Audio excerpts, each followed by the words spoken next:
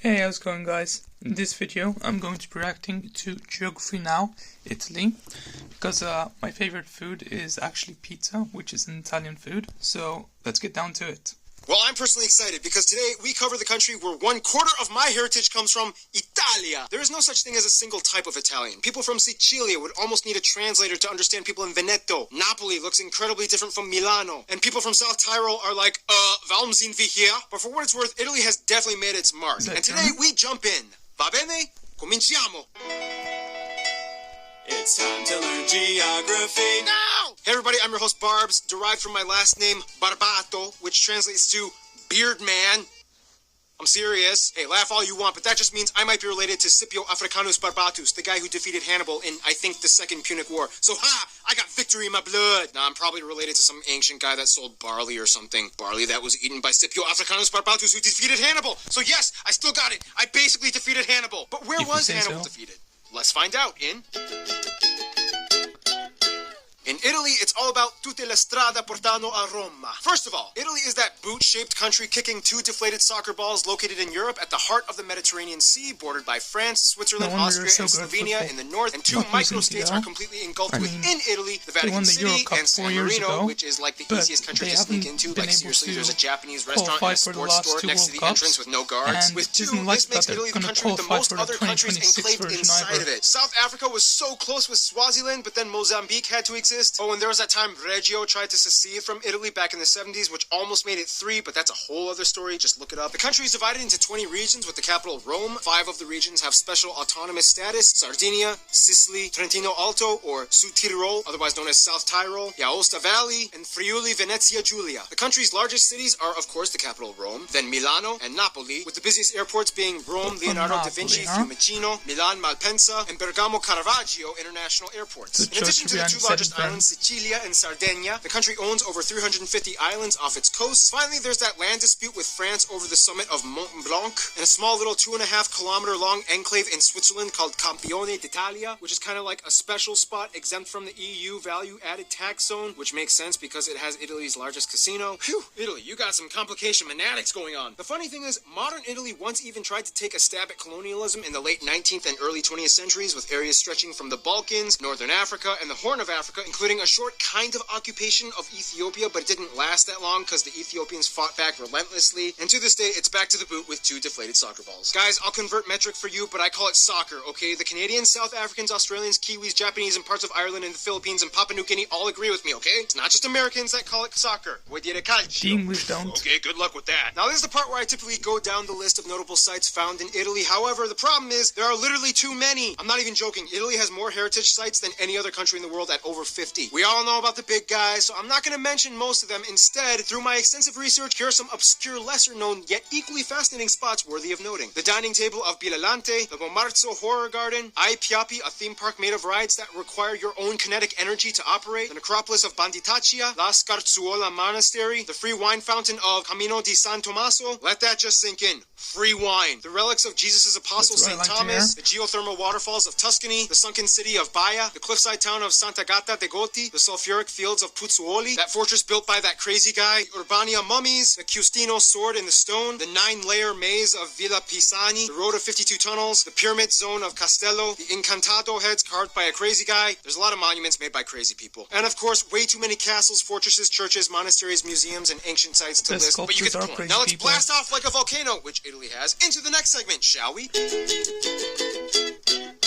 Now, we all know that Italy is insanely beautiful in so many areas. Everybody wants to see it. I mean, even Mr. and Mrs. Information went there on their honeymoon. You're welcome. First of all, Italy's beauty comes at a cost. The country lies just above the convergence of the Eurasian and African plates in the Mediterranean, but also on the Apennine or Apennini thrust fault line that smashes into Western Europe, and that's how the Alps were formed. Basically, the Alps make like a barrier in the north with the Apennine mountains running along the entire length of the country as like a scoopy spine until it technically ends in the island of Sicilia. Because Italy's mountains are volcanic fault formed, it has created some amazing natural formations like the Dolomiti Rocks, the steep sides of Lake Garda, the largest lake in Italy, the Umbria Valleys, the undulating hills of Tuscany. This also means that Italy is kind of split in half east and west, with a major lush basin locked in the north that receives an abundance of fresh snow-capped water melt, creating rivers like the longest one, the Po River, located in the aptly named Po Valley. This valley extends about 650 kilometers, 400 miles, all the way from the French border to the Adriatic Sea, which ends at a little city you may have heard of called Venezia, or Venice. This also means that Italy is a volcanic country. To this day, there are about 30 volcanoes, 3 known active ones, Etna, Stromboli, and the famous Vesuvius, making it the most densely populated and potentially deadly volcanic region in the world. It's like, yeah, I know I could die, but oh man, the pizza here is totally worth it. Speaking of which, about a quarter of the land is arable, allowing them to grow lots of food. I'm sure you are fully aware of the typical Italian dishes. However, each region kind of specializes in a certain cuisine. In the north, you have foods like polenta, gnocchi, white truffles. Liguria has great pesto, and in South Tyrol, you have Germanic-inspired dishes like noodle dumplings and strudel. In the center, you have things like lasagna, boar, artichokes, lamb, steak, gelato, pasta, which comes in over 600 variations. Indisputably, the best wine is in Toscana. The south is the pizza kingdom, and Napoli is like the capital. Sardinia is known for those cool cheese fritter dumpling things. Italy enjoys a mild Mediterranean climate, only snowing in the north and high altitude areas. Now, despite deforestation and pollution being an issue, and Venice flooding almost every year now, Italy is actually the most fauna biodiverse country in Europe, with over 57,000 species recorded. That's about a third of all European fauna. About 4,800 are endemic, like the Sardinian red deer, the Italian cave salamander, the alpine marmot, Marsican brown bear, the crested porcupine, and the national animal, the Italian wolf. Otherwise, as the 8th largest nominal GDP in the world and the 8th largest exporter, Italy's economy is heavily driven off of industry and production, specifically in luxury items. Major world-renowned companies like Fiat, Lamborghini, Ferrari, Maserati, Ducati, Pirelli, Armani, and Versace, Dolce & Gabbana, Gucci, and Prada are key players in keeping Italy afloat. In many ways, there's kind of like a sense of class that's almost expected with being Italian. No matter how intense things may get, you don't just waltz in here with your shoes unpolished. Which brings us to...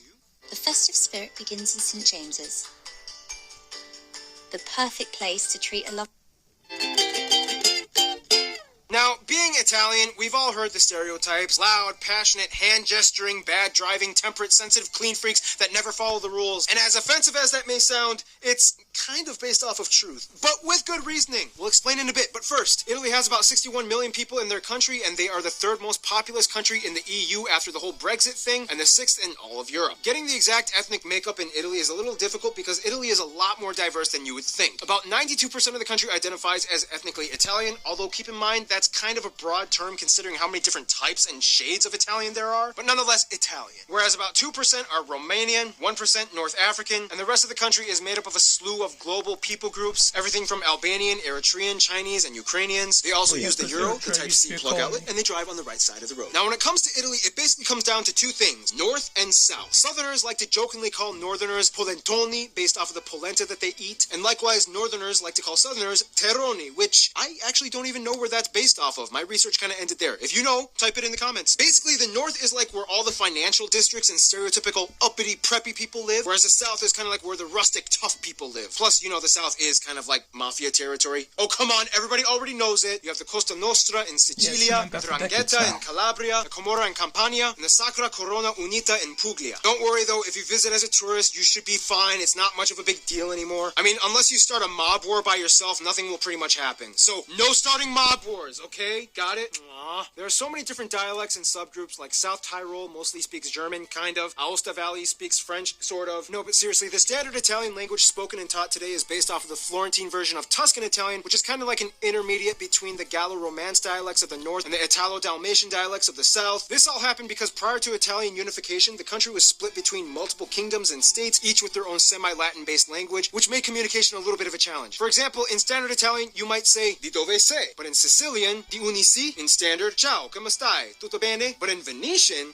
come vale? Tut ben? In standard, forchetta. In Lombard, Peru? This is one of the reasons why Italians attribute the creation of the famous Italian hand gestures. People would travel barely 50 kilometers and find themselves in a hard-to-understand dialect region. So essentially, they had to kind of get their point across fast. There's a saying that Italians have l'arte di arrangiarsi, or the art of arranging, which translates to something like the art of figuring it out on your own. When words fail, hands succeed. There's no specific code, but some generally accepted gestures include things like mi dispiace, sei pazzo, bere vino, bellissimo, delizioso, stai attento, ma cosa dici? Perfecto. And vai la corona. Speaking of societal background, we don't have enough time to explain the entire history of Italy, but in the quickest way I can put it, Etruscans, Romans, Christianity, ridiculous amount of separate kingdoms and feudal states, barbarian invasions, Byzantines, medieval kingdoms, Renaissance, Napoleonic invasions, Sardinia, Piedmont unifies Italy after 3 independence wars, or 4 depending on who you ask, mass emigration to other countries begins, World War I, fascism, World War II, resistance movement, after war, economic boom, 2008 crisis, which brings us here today. Basically, the epicenter of ancient Rome was here, hence the capital being named Rome. Speaking of which, even though the Italian monarchy ended long ago, there are still 2 descendants that still exist today acting as heir apparents. The Catholic Church has played a major role in Italy even to this day. Almost every single town has at least one church. About 88% of the country identifies as Catholic, however, only a third say they are active practitioners on a weekly basis. And one of the reasons why Italy has made such a universal mark is partially because between the late 1800s and early 1900s, Italy experienced a mass emigration in which over the years around 25 million left. This is considered the largest mass migration of contemporary times. Suddenly you have new communities of Italians all over the world in places like Brazil, Argentina, the US, UK, and France. Oh wow, this video is running long and I didn't even get to talk about the deadly Calcio Florentino Game of Florence or the Santa Maria delle Grazie Snake Festival, Opera Pupi in Sicilia. So many cool things, but we gotta move on. Some notable people either from Italy or of Italian descent might include people like Cicero, Michelangelo, Leonardo da Vinci, Dante Alighieri, Niccolo Machiavelli, Donatello, Caravaggio, Galileo Galilei, Christopher Columbus, Amerigo Vespucci, Marco Polo, Niccolo Paganini, Giuseppe Garibaldi, Luigi Pirandello, Federico Fellini, Luciano Pavarotti, Andrea Bocelli, Umberto Eco, Sofia Loren, Valentino Rossi, Roberto Baggio, Monica Bellucci, Silvio Berlusconi, Enzo Ferrari, Donatella Versace, Giorgio Armani. Mainstream American artists of Italian descent might include so many stars like Frank Sinatra, Robert De Niro, Al Pacino, Sylvester Stallone, Leonardo DiCaprio, Steve Buscemi, Quentin Tarantino, Ariana Grande, Lady Gaga. Even Nicolas Cage has some Italian in him. Again, Italian people have such a strong and solid history and culture. What does the rest of the world think of them? And what do they think about their neighbors? Well, that brings us to...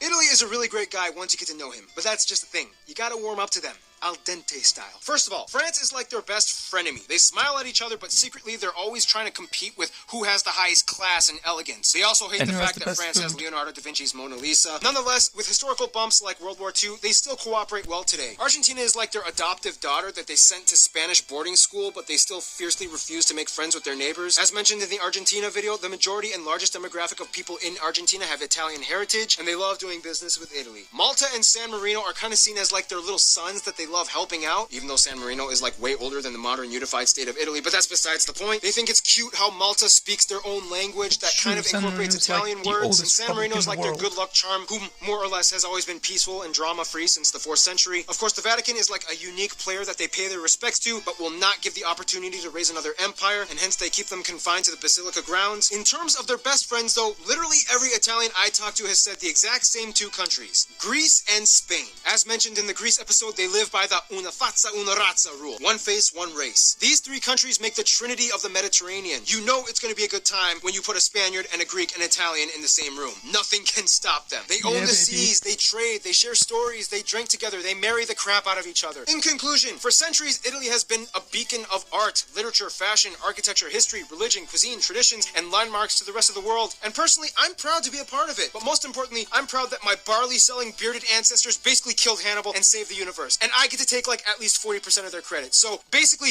I saved the universe. Totally true, not made up, 100% fact. Stay tuned, the Ivory Coast is coming up next. So anyway guys, that is for this video. If you liked this video, then like, comment and subscribe. Bye guys.